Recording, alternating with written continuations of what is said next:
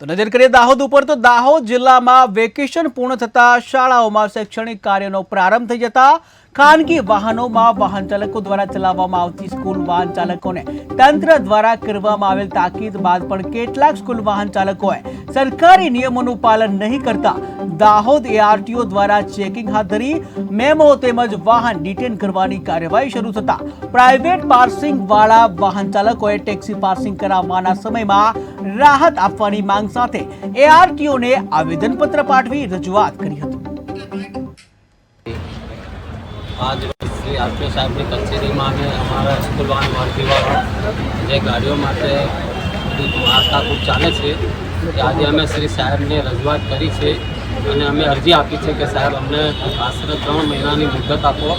जेथी करीने अमे गाड़ी कम्प्लीट करावी सकीशुं। तो साहेबे बात करी है कि भाई तमारी अरजी स्वीकारूं छुं और उपरथी जे बी ऑर्डर आवशे 3 महीनानो आपे के नहीं आपे एनी कोई गेरंटी नथी पण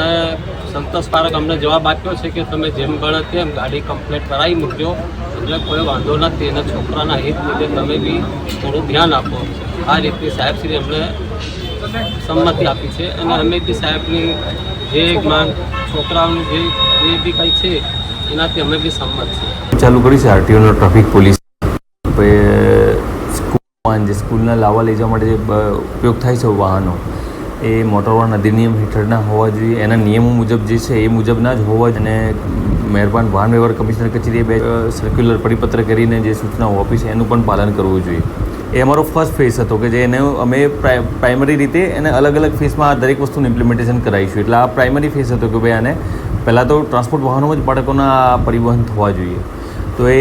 હેલ્પ ડેસ્કની અંદર મેં 25 વાહનોના ડાયરેક્ટ વિથિન 1 ડે મેં ટ્રાન્સપોર્ટ કરી આપ્યા। એના પછી અમે ડ્રાઈવ ચાલુ કરી અને ડ્રાઈવ ચાલુ કર્યા પછી ફરીથી બધાને રજૂઆત મળી છે કે અમને થોડો વધારે સમય આપવામાં આવે તો અમે બધા જ આ રીતના તમે જે સૂચના આપી છે એનું અમે પાલન કરાવી દેવું।